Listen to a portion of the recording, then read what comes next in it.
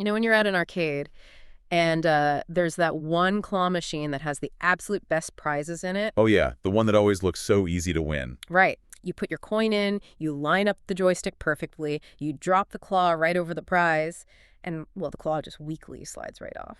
Yeah, and your natural instinct is always to assume the failure is on your end. Like, you tell yourself you just need a better strategy. Exactly. You think, maybe my execution was just slightly off that time. So you try again, you adjust your angle, you spend more coins. Because we're so deeply conditioned by society to keep trying. Walking away feels indistinguishable from giving up. Right. But the reality is, the grip strength on that claw is mechanically rigged. The machine's internal settings are literally designed to drop the prize. Yeah. And no amount of personal skill, focus, or money is going to change the underlying mechanics of that system. And realizing that truth, and actually choosing to step back and walk away from the machine, is incredibly difficult. It really is. And today we're taking that exact realization and applying it to the highest levels of the corporate world. Welcome to this deep dive. Our mission today is deeply personal. It's essentially a masterclass in professional survival. Exactly.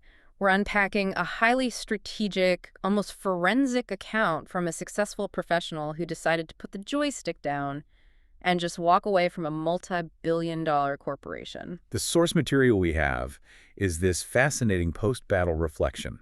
The author describes the experience as having barely survived a corporate time machine. A time machine. Yeah, they were engaged in this literal daily corporate war, tasked with trying to bring an archaic giant company into the digital age. So this isn't just your standard story about quitting a frustrating job. It's a profound exploration of calculating what the author calls the ROI of your sanity. That phrase is just brilliant. Right. It explores the mechanics of having the courage to choose your own professional integrity over a massive, shiny job title. But to truly understand the gravity of the author's choice, we have to examine the battlefield they were standing on first. Yeah, and the very specific psychological trap they fell into. Exactly. So what did that battlefield look like? Well, it's defined by a concept the author brilliantly terms organizational inertia. We're talking about the sheer agonizing force required to drag a billion-dollar dinosaur into the modern era. Oh, wow, yeah. And the resistance they faced wasn't necessarily born out of malice from the executives. It was, born out of systemic fear. The company was fundamentally terrified of looking in the mirror. Let's talk about the mechanics of that fear, though, because it doesn't manifest as people screaming in hallways. No, not at all. It manifests as endless bureaucracy. It's middle managers protecting their 50-person legacy data entry teams because AI automation threatens their headcount. Right, and consequently their corporate influence. Exactly. It's like trying to bail out a sinking ocean liner with a teaspoon. That is the perfect analogy. Right. Or trying to upgrade the engine of a car while the driver is actively hitting the brakes because they're terrified of driving on the highway. Large organizations are essentially built to protect their existing revenue streams. Innovation, by its very nature, threatens the status quo, so the organization builds antibodies against change. Antibodies. That's a great way to put it. They require 12-person committees to approve minor software licenses.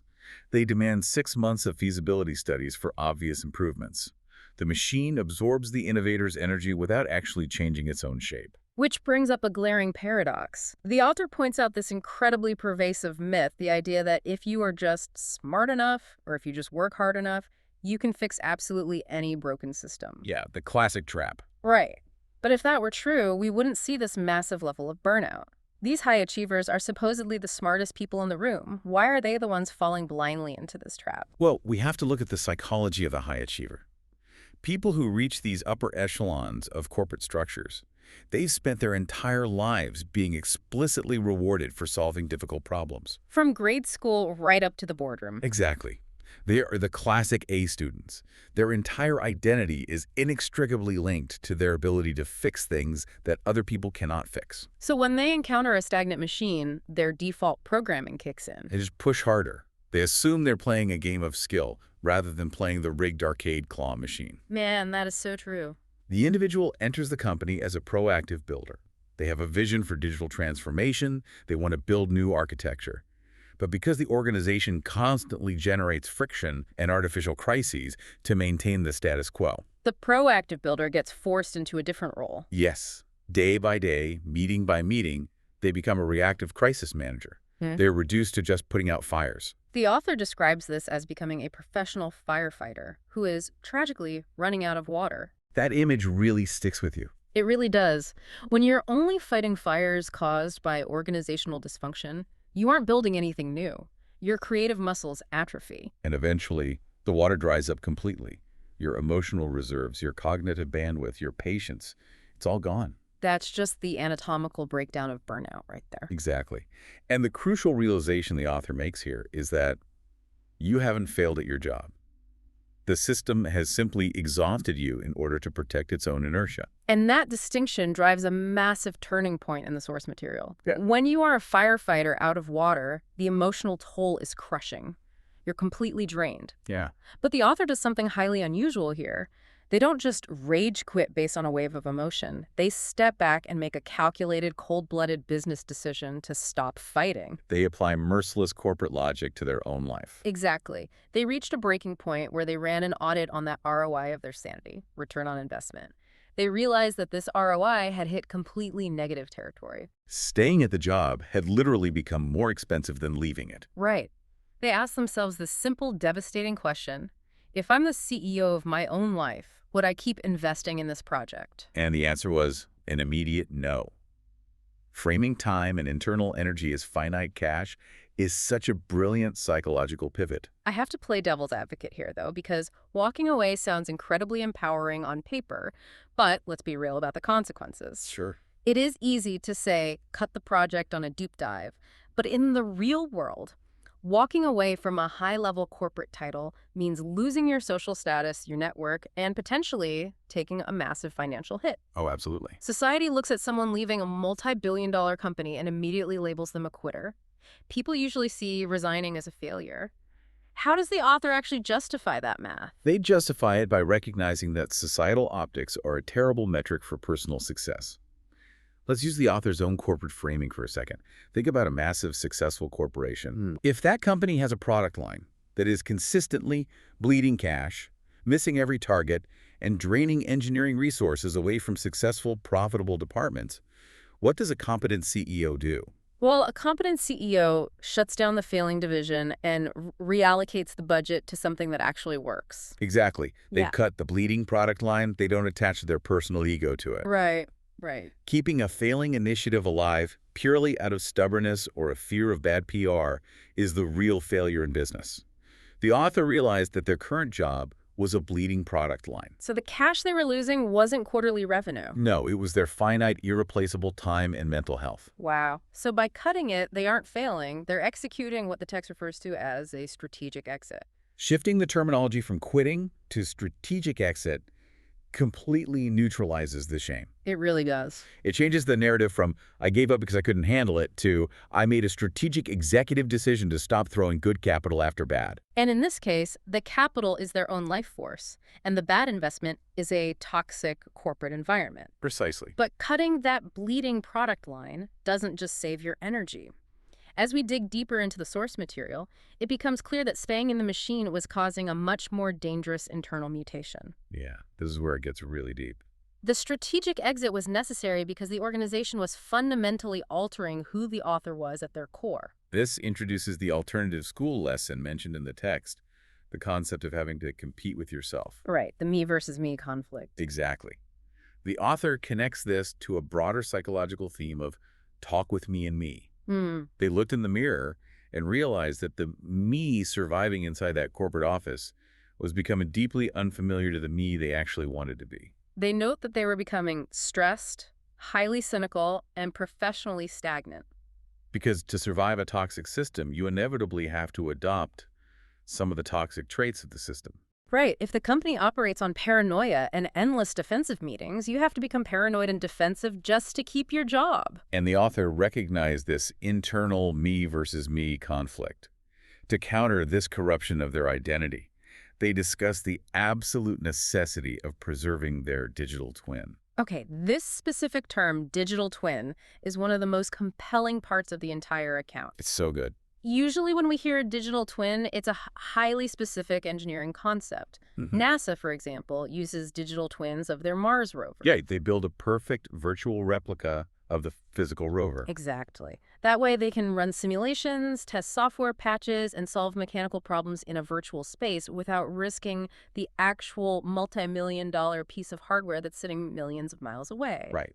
So how is the author taking this deeply technical metaphor and applying it to a human being's professional soul? It is a phenomenal adaptation of the concept. Think about what a digital twin represents to an engineer. It's the optimal, perfectly functioning baseline model of a system. It represents how the machine is supposed to operate when all conditions are ideal, free from the dust, friction, and wear and tear of the physical world. That makes sense. For the author, their human digital twin represents their ideal, authentic professional self. It's the version of them that is relentlessly innovative, fiercely curious, proactive, and driven by high ethical integrity. So it's their internal benchmark for excellence. Exactly. But the big machine, that stagnant, fearful corporate environment, was the equivalent of throwing sand into the gears of the physical rover. The daily grind, the constant firefighting, the organizational inertia, it was rapidly degrading their real-world self. The cynical, exhausted, stressed person they were becoming in the office was falling further and further out of alignment with their digital twin. The perfect simulation in their head of who they wanted to be was no longer matching the reality of who they had to be to survive the job. The physical self was taking too much damage. And if you allow that misalignment to continue for too long, the damage becomes permanent, doesn't it? It does. The digital twin gets overwritten by the degraded reality. You lose that vision of your ideal professional self, and you just become the cynical corporate drone permanently. You forget that you ever wanted to be an innovator. Exactly. To rebuild themselves and to maintain the core integrity of their digital twin, the author had absolutely no choice.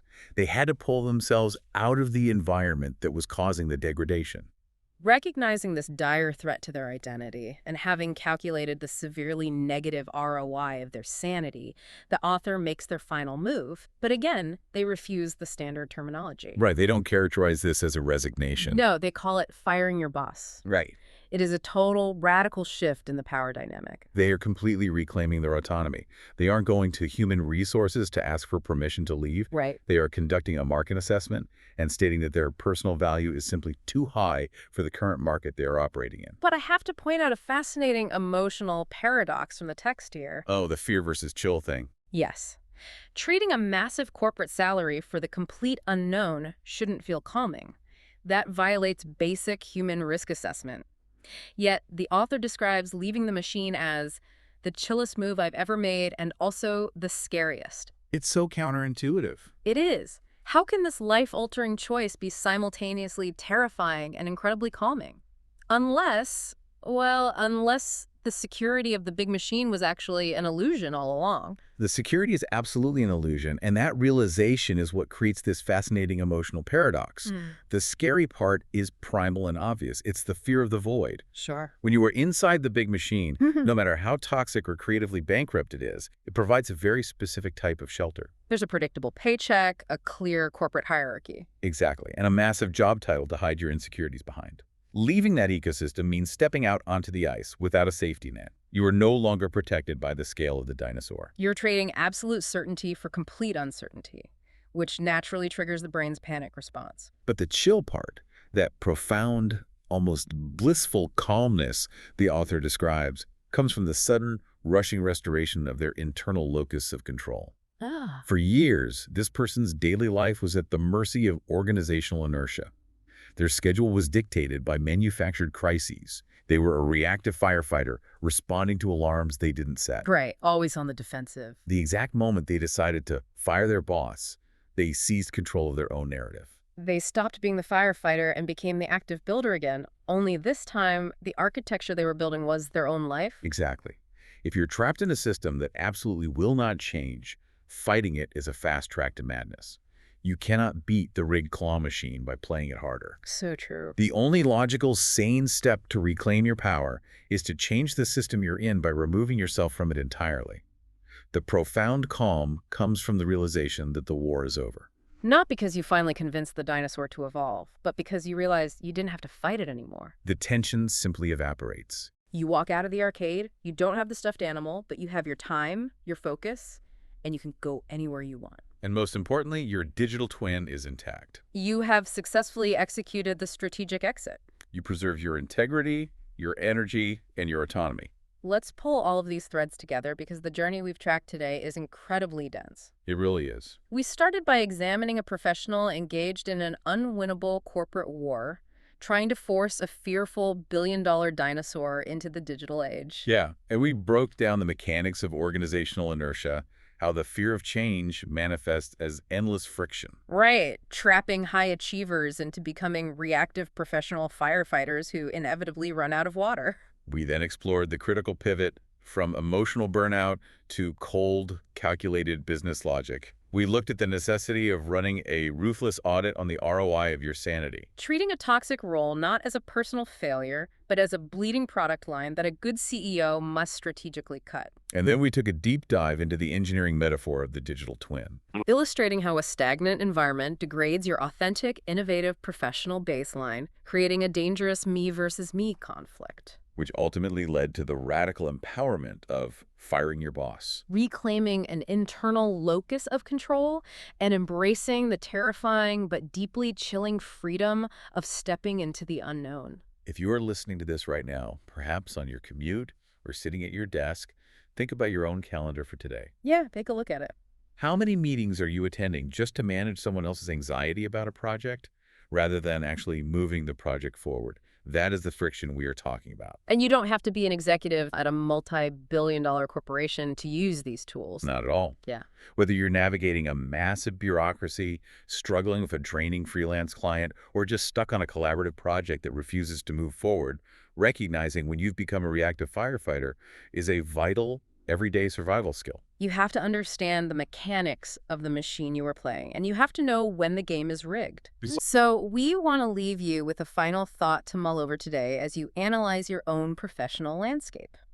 Think about this carefully. If you were to step back right now, assume the role of the CEO of your own life, and run a ruthless, honest audit on the ROI of your sanity across all your current personal and professional commitments, what bleeding product lines would you need to cut immediately to save your own digital twin? It's a heavy question. It is, because maybe, just maybe, it's time to stop dropping your finite coins into a machine that was never designed to let you win.